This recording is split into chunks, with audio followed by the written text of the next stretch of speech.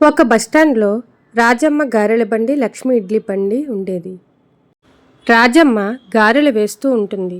పొగలు కక్కుతున్న గారెల వాసన చుట్టుపక్కల వస్తూ ఉంటుంది. లక్ష్మి తన ఇడ్లీ బండిని రంగురంగుల ముగ్గులతో అలంకరిస్తుంది.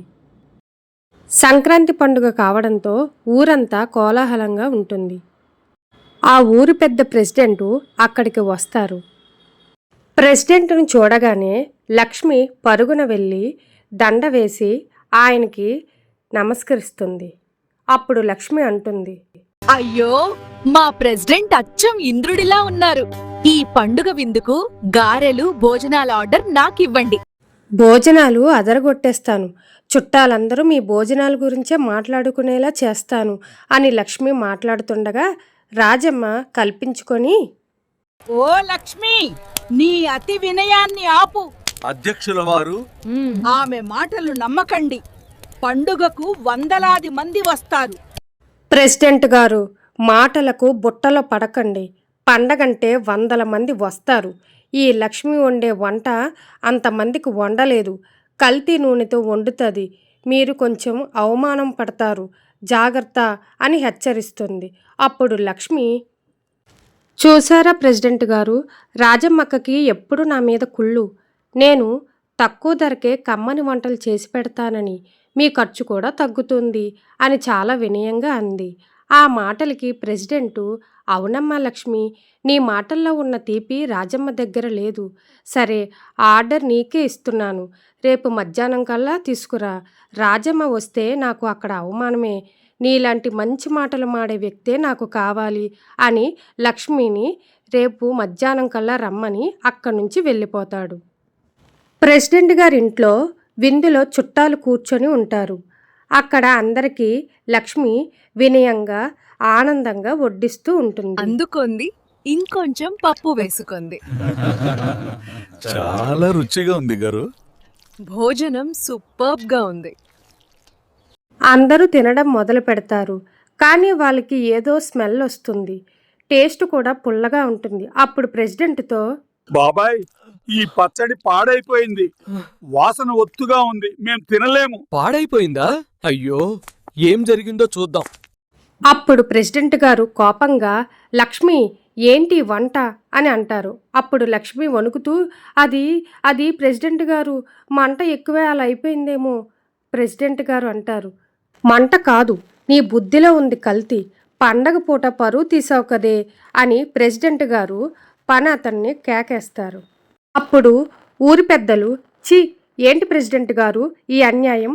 గారెలు రబ్బర్ ముక్కల్లా ఉన్నాయి. నూనె వాసన భరించలేకపోతున్నాం. పాచిపోయిన పచ్చడి పెడతారా?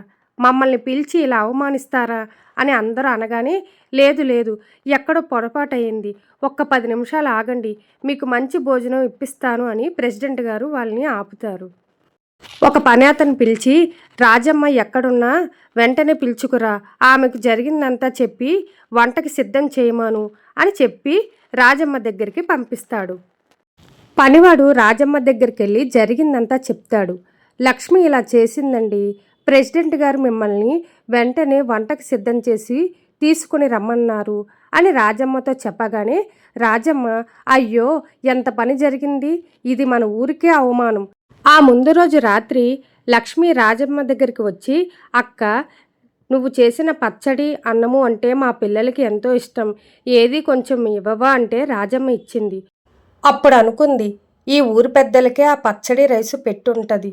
లక్ష్మి, ఎంత పని చేశావు అని అనుకొని తన దగ్గర వేడివేడిగా ఇస్తున్న గారెలను, చట్నీలను పనివాడితో కలిసి ప్రెసిడెంట్ గారింటికి వెళ్ళింది.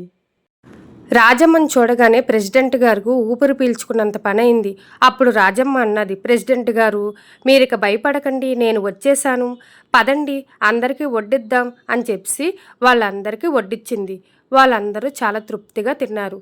గారెలు చాలా బాగున్నాయి ప్రెసిడెంట్ గారు, మీరు మాకు భలే విందు ఏర్పాటు చేశారు అని అందరూ ప్రెసిడెంట్ గారిని పొగిడారు. ఇప్పుడు ప్రెసిడెంట్ గారు రాజమ్మతో, రాజమ్మ, నువ్వు దేవతవమ్మా, నేను నిన్ను అన్ని మాటలన్నా నా పరువు కాపాడడానికి వచ్చావు అని అన్నారు. ఆ మాటలకి రాజమ్మ, పరువు కోసం కాదయ్యా, ఊరికి వచ్చిన చుట్టాలు ఆకలితో వెళ్ళకూడదు. అయినా నాకు నోరే కరుకు, మనసు కాదు అని అన్నది. అప్పుడు ప్రెసిడెంట్ గారు లక్ష్మితో, చూసావా లక్ష్మి, తీయని మాటలతో లోకాన్ని మోసం చెయ్యొచ్చు, కానీ ఆకలిని కాదు. రాజమ్మ వేసిన గారిలో ఆమె నిజాయితీ ఉంది. నువ్వు చేసిన వంటలో నీ స్వార్థం ఉంది. ఇక నీ వేషాలు ఆపు, ఇక నుండైనా నిజాయితీగా ఉండు అని లక్ష్మికి బుద్ధి చెప్పారు. లక్ష్మి తలదించుకొని మెల్లగా జారుకుంది. అప్పుడు రాజమ్మ ప్రెసిడెంట్ గారితో ఇలా అంటుంది, రండి ప్రెసిడెంట్ గారు, చీకటి పడుతుంది, ఈ వేడి వేడి గారెలు కుటుంబంతో కలిసి ఆనందంగా తిందురు అని పిలుస్తుంది. అప్పుడు రాజమ్మ వాళ్ళందరికీ ఆనందంగా వడ్డిస్తుంది. వాళ్ళందరూ తృప్తిగా తింటారు. రాజమ్మ కటువుగా మాట్లాడినా ఆమె వంటలోని రుచి ఆమె మంచితనాన్ని చాటి చెప్పింది. ఈ కథ మీకు నచ్చిందా? నచ్చితే కామెంట్ చేయండి. రేపు మళ్ళీ కలుద్దాం.